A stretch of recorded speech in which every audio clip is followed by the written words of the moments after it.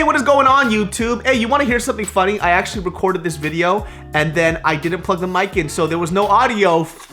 I like doing things twice over for no apparent reason. Yeah. So you guys already know with these videos, we kind of like to keep it lax, very casual, very laissez-faire. I think that means hands off. That's not the words I'm looking for. You guys have been asking a lot of questions in the comment section below, and I want to say thank you because now we get to communicate. But one of the questions that I have been asked a lot was to tell like certain stories, and specifically a story that came up because I talked a little bit about this when I did a Carpool Confessions with the homegirl Ellen Kim. Was about the first time I had sex. And I gotta say, friends, you came to the right person because David So is a no bullshit fly zone, and I'm gonna tell you the truth when it comes to this stuff. Oh, and by the way, the question I'm really asking about what it was like, it's kind of like the story about how it led to the first time that I had sex and kind of what was going on through my mind. Now, growing up for me, a lot of the friends that I grew up with had sex at a very early age. I was considered a late bloomer, and I had sex for the first time when I was 18. First time. Everybody was banging each other left and right apparently at the age of 13 and 14. I'm just trying to figure out why hair was popping out all over the place and people over here just sticking it to people, just ga, ga, ga, ga. And it was always so weird for me, you know, because like these dudes that I would kick it with, they would sit around, they would talk about, yo, I was with this girl, right? And we was hooking up, right? I had no idea what they were talking about. I was over here, you know, trying to sound like I'm knowledgeable about that shit. Yeah, you know, cause I'd be grabbing them ankles, you know what I'm saying? I'd be clapping them together and I tied it up like a bow tie and I put it on my neck so I'd say extra formal pussy. And you want to know a funny thing too? I have a friend right now, till this day, I will always remember this because we used to kick it in his garage and all the dudes would be talking about having girls and whatever, like hooking up. I wouldn't, and even this dude's dad was making fun of me. His dad was Filipino and this motherfucker said to me, did you forget to, what, you don't like puss puss? Puss puss? First of all, number one, don't ever say puss puss to me. Second of all, don't say puss puss and do this. Statutory pervert fish face, what the hell? The most uncomfortable situation. Even somebody's dad was roasting me, man. Before I even had sex, I had like this crazy pressure to lose my virginity, and I was trying to get rid of my virginity like it was a cancerous mole, you know what I'm saying? And I don't know why I felt so pressured to have sex. I mean, clearly it was because everybody was getting on my case about it, but you know, on top of that too, I felt like, you know, maybe I wasn't like a real dude if I didn't lose it, you know what I mean? Which was dumb because that's such an important part of your life and you should do it at your own pace and when you're ready. But all I had was puss puss on the brain.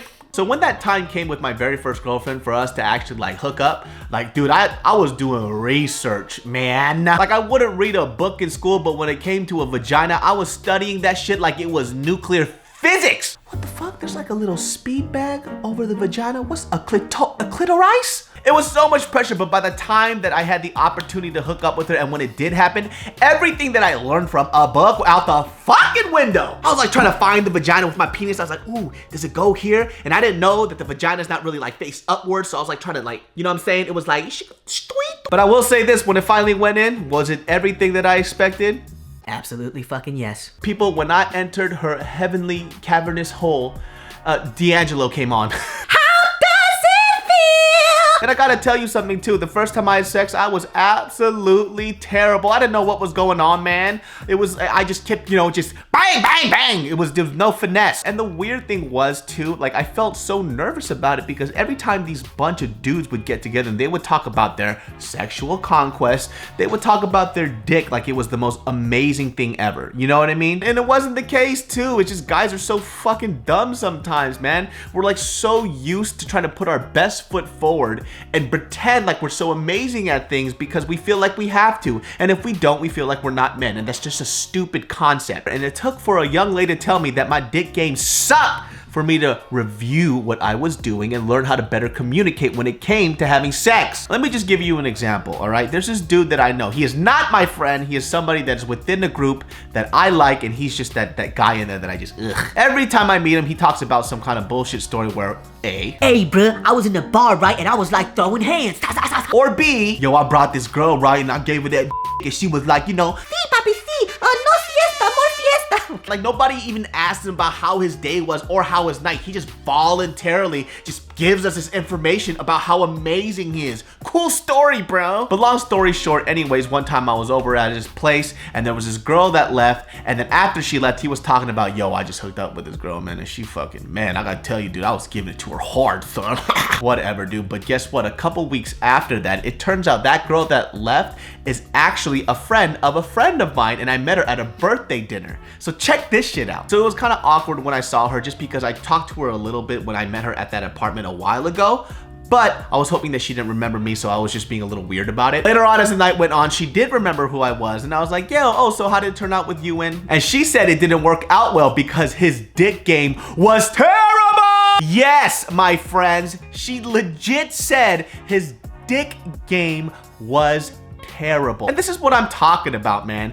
People who put out this like stupid sense of bravado about their sexuality, number one, you're fucking annoying, and number two, it clearly shows that you're insecure about yourself. If I could go back in time, I'm not saying that I wouldn't have had sex with my very first girlfriend, but I wish I wouldn't have felt that pressure to, right? And I would have been able to communicate better with her with what she liked and what I liked, and our relationship probably would have been a lot better. I can't wait till my sex drive dies, man.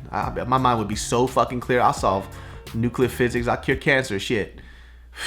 Fuck, there's like a speed bag above the vagina and you're supposed to do what? Oh my God. I can provide everything you desire, babe. Let me tell you something, kids. If you're trying to wait for marriage, I suggest that you do. Don't ever say something like, you know what, I'm just gonna do it once and I'm never gonna have sex again until I get married. No! It doesn't work that way. You know when you with a girl, right?